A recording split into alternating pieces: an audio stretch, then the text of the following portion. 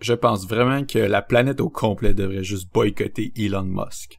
Surtout, il faudrait mettre des tarifs sur Tesla. Depuis que Trump est devenu le président des États-Unis pour une deuxième fois, le pays est complètement parti en couille.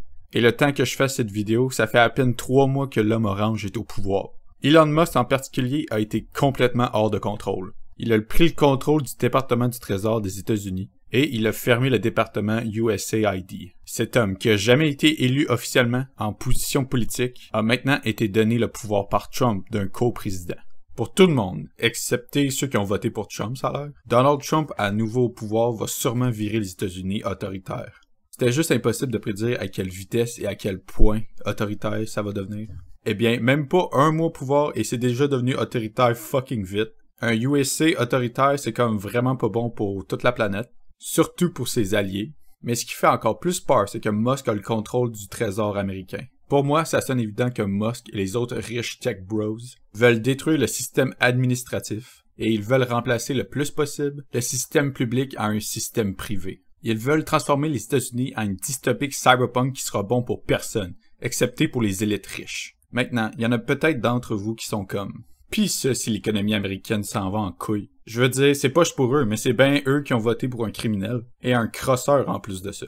Hell on you, America. Le problème, c'est que si l'économie américaine est mauvaise, eh bien c'est la planète au complète qui en souffre, puisque les États-Unis est la plus grosse économie au monde, c'est aussi le centre du monde financier, et que le dollar américain est la monnaie réserve mondiale. Si l'économie américaine part en chiasse, eh bien nous aussi.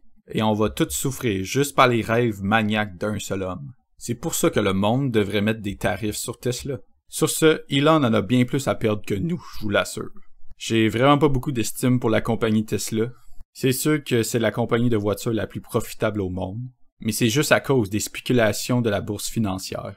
En réalité, Tesla n'est pas beaucoup productif. Pour exemple, ils ne sont pas dans le top 10 des compagnies de voitures qui fabriquent le plus de voitures. C'est vrai qu'en termes de voitures électriques, Tesla est au top de producteurs de VE, mais ils sont deuxième place. La première place étant BYD, une compagnie chinoise. En Amérique du Nord, on n'entend pas beaucoup parler d'eux, et c'est parce que les États-Unis et le Canada ont mis une tarif de 100% sur les voitures électriques de BYD. Des tarifs qui sont sûrement là pour aider Tesla à garder leur domination dans la région. BYD est moins cher que Tesla, et j'ose dire, plus efficace. À ce que je sache, BYD n'ont pas fait une fucking atrocité comme le Cybertruck. En Europe, les voitures électriques chinoises sont maintenant plus populaires que Tesla, et BYD à eux-mêmes sont estimés de dépasser Tesla en Europe complètement.